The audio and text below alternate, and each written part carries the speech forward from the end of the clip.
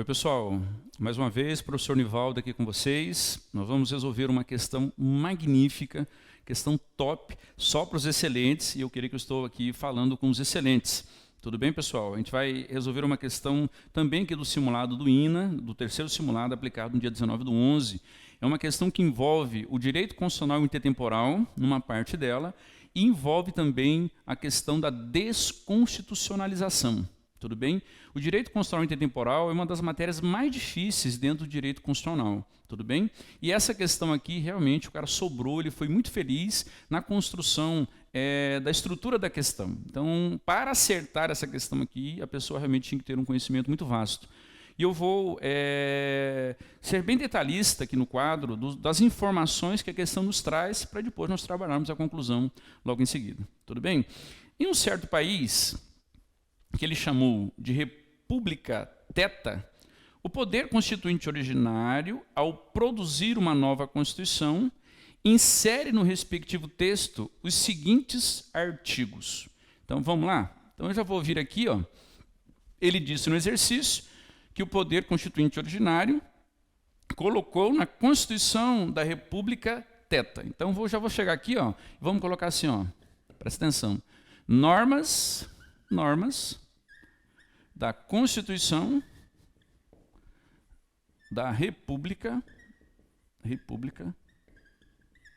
tudo bem? Teta.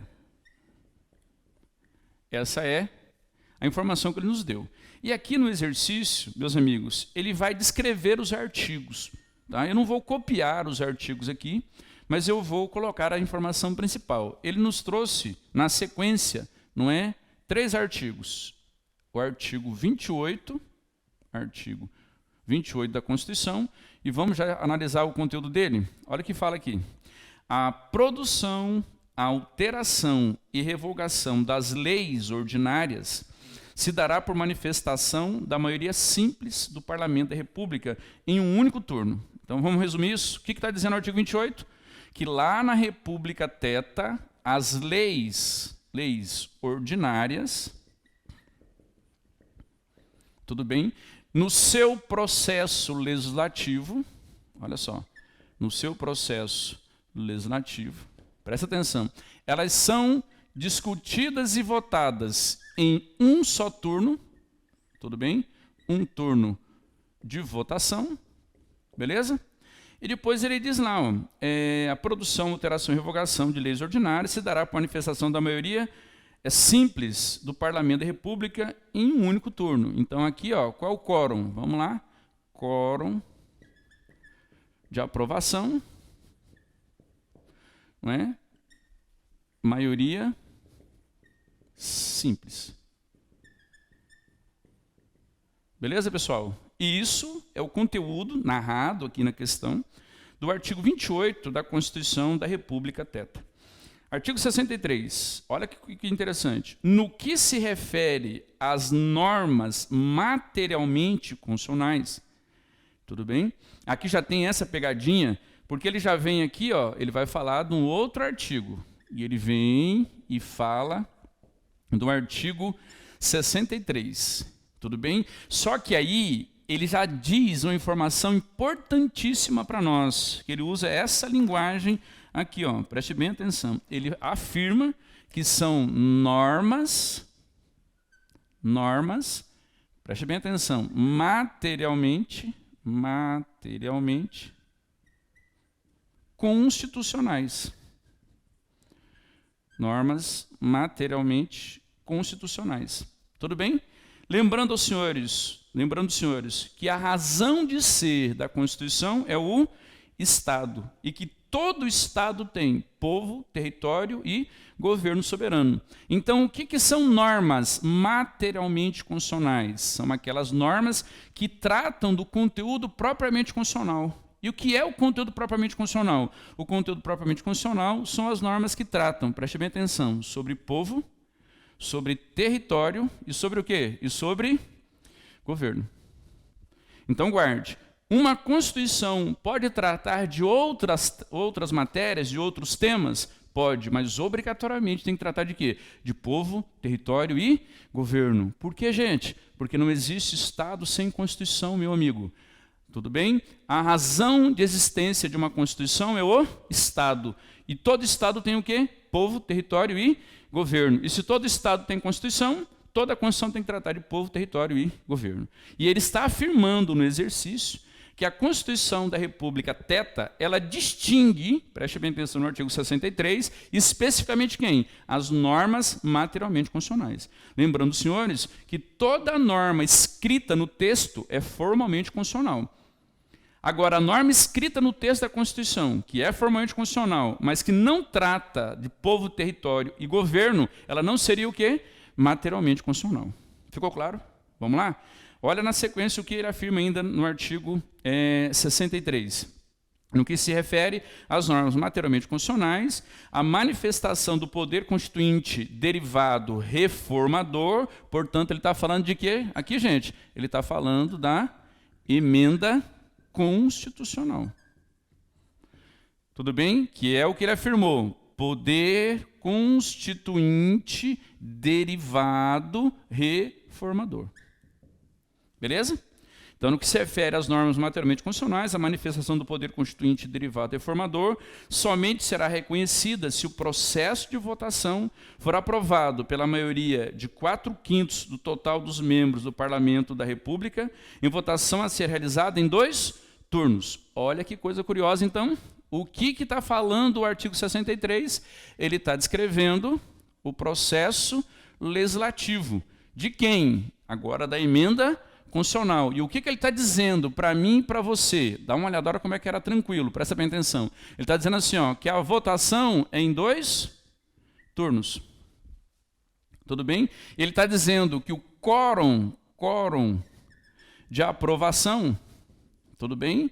Dessa emenda constitucional sobre a matéria materialmente constitucional, qual que vai ser esse quórum? Esse quórum vai ser de 4/5. Tudo bem? Do total de membros. Então, 4/5 dos membros. Nesse momento, você já tinha que perceber o quê? Dá uma olhada aqui na anotação que nós fizemos. Preste atenção, olha só que interessante. Quando eu comparo o 28 com o 63, o que você percebe? Que o processo legislativo que produz as leis ordinárias não vai poder produzir norma constitucional.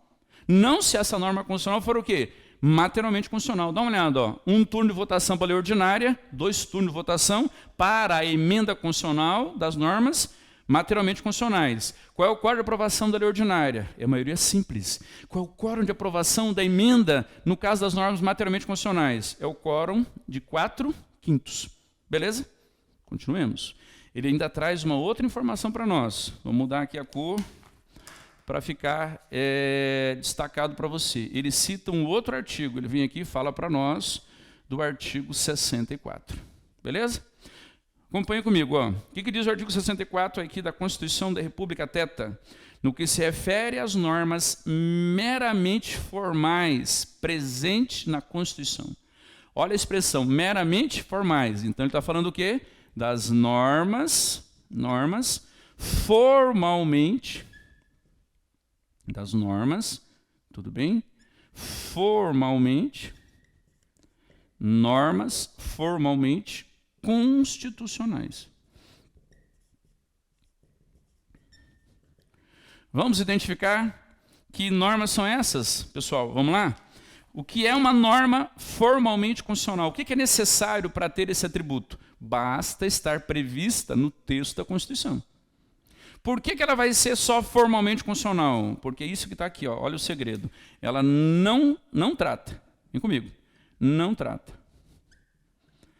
de povo, nem de território, tudo bem? Não trata de povo, território e governo. Então, são normas que tratam de outros temas que não são essencialmente constitucionais.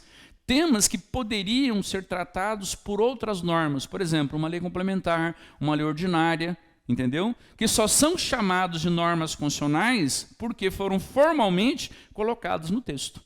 Fechou? Tudo bem? Qual a consequência disso? A consequência é essa aqui, ó. Então eu terei, mais uma vez, não é? Ele fala que no que se refere às normas meramente formais presentes na Constituição, a manifestação do poder constituinte derivado reformador. Mais uma vez eu terei aqui, ó. Vamos, gente, eu terei a emenda constitucional. Tudo bem? Por quê? Eu teria o poder constituinte, derivado, reformador. Beleza? E o que ele acrescenta para nós aí? Ó? Preste bem atenção. A manifestação do poder constituinte, derivado, reformador se dará por intermédio de manifestação de maioria simples dos membros do Parlamento da República em um único turno. Em outras palavras, vem comigo. Olha que coisa linda, gente. Está descrevendo para nós aí no artigo 64 um outro processo legislativo. Tudo bem? Agora o processo legislativo de quem? Da emenda constitucional naquelas matérias que são apenas o quê? Formalmente constitucionais. Aí o que eu tenho aqui? Ó? Vamos comigo. Aí a própria norma da Constituição da República Teta, ela afirma o quê? Que aí no artigo 64, que quantos turnos de votação teriam? Um único turno. Então aqui, ó, um turno. Qual seria o quórum de aprovação, aí segundo a regra expressa lá, ó? Se dará por intermédio de manifestação da maioria simples. Então eu venho aqui, presta bem atenção, ó, quórum de aprovação. Tudo bem? E qual vai ser o quórum de aprovação aqui? Ó? Maioria simples. O que era necessário ao candidato perceber? Preste bem atenção, dá uma olhada aqui. Ó. Presta atenção aqui. Ó. Quando eu comparo o 28, o 63 e o 64, o que você tem que estar atento? Eu tenho 3 processos legislativos. O da lei ordinária, o da emenda constitucional sobre a matéria materialmente constitucional e o da emenda constitucional sobre a matéria apenas o quê? Formalmente constitucional. Tudo bem? Essa é a primeira conclusão. A segunda conclusão que você precisa ter é quando você olha, presta atenção aqui, ó, quando você faz o comparativo aqui, nos 2 casos, tanto aqui quanto aqui, eu tenho normas constitucionais. E fica claro que quando você olha, então, para o conteúdo dessa Constituição, aqui vai estar a Constituição Federal, você tem 2 categorias de normas, não é? 2 categorias de normas constitucionais, a categoria 1 e a categoria 2. Aquelas normas constitucionais que são materialmente constitucionais e aquelas que são o quê? Formalmente constitucionais. Você tem aquelas normas que só poderão ser alteradas por um processo legislativo diferenciado, mais complexo, mais difícil que o processo comum de elaboração da lei ordinária. E você terá aquelas normas constitucionais, as que são formalmente constitucionais, que podem ser alteradas pelo mesmo processo legislativo comum de elaboração da lei ordinária. O que é que isso gera, meu amigo? É que quando uma Constituição, no seu conteúdo, permite que parte de suas normas possam ser alteradas por um processo mais complexo, mais difícil que o processo comum de elaboração da lei ordinária, e que parte de suas normas permitem alteração pelo mesmo processo de produção da lei ordinária, que Constituição é essa? Guarde. Aí vem a doutrina e vai dizer o quê? Vai dizer que essa Constituição é uma Constituição semi-rígida. Tudo bem? Beleza? Por que semi-rígida? Porque parte das normas exige um processo mais complexo e parte permite alteração pelo mesmo processo legislativo comum da lei ordinária. Quando que a Constituição é rígida? Quando todas as normas constitucionais, para serem alteradas, exigem um processo mais complexo do que o processo utilizado na elaboração da lei ordinária, o que não é o caso. Por que não? Porque a própria Constituição permite que certas normas constitucionais, aquelas que são apenas formalmente constitucionais, sejam alteradas pelo processo legislativo idêntico ao de produção da lei ordinária. Tudo bem? Então, inegavelmente, eu estou diante de quê? De uma Constituição semi-rígida. Beleza, pessoal? Feitinho? E aí ele traz um outro fato também na questão, o artigo 100, e ele diz assim, ó, vem comigo, por favor, vamos estruturar. Olha como era complexa a questão, gente. Ele fala assim, ó, que o artigo 100 do ADCT, portanto, Ato das Disposições Constitucionais Transitórias da Constituição da República Teta, o artigo 100 diz assim, ele fala lá, ficam integralmente revogadas as normas da Constituição anterior. Então, o artigo 100 do ADCT revoga, olha interessante, revoga integralmente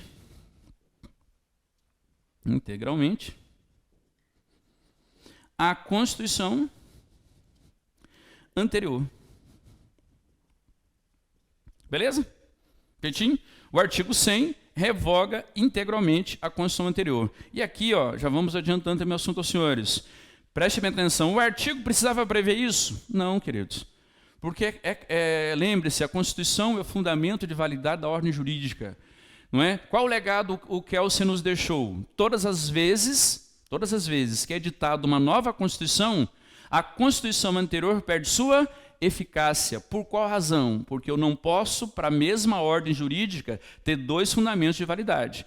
Então, quando a nova Constituição da República Teta entrou em vigor, a Constituição anterior desse Estado já iria perder a eficácia.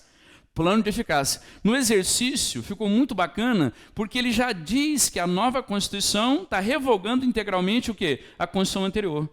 Então ele já joga esse fenômeno para o plano de existência. Ele torna mais evidente, tudo bem, que a Constituição velha não serve mais, ela não tem mais vigência, ela não pode ser mais aplicada. Fechou? Vamos nas duas questões agora? Eu tive que fazer essa explicação justamente para você entender o que está estruturado aqui no exercício. Agora ficou fácil. Vamos divertir então nas perguntas? Diz assim, presta atenção. Quanto à estabilidade, tudo bem? E quanto à estabilidade, quais são as classificações possíveis de uma Constituição? Rígida, flexível, semirrígida e semiflexível. Essas são as classificações clássicas. Certas doutrinas reconhecem a Constituição, preste bem atenção, fixa, a Constituição imutável e a Constituição transitoriamente flexível. O que mais interessa aos senhores é conhecer pelo menos três delas. Rígida, aquela que para ser alterada exige um processo mais complexo, mais difícil que o processo comum de elaboração da lei ordinária.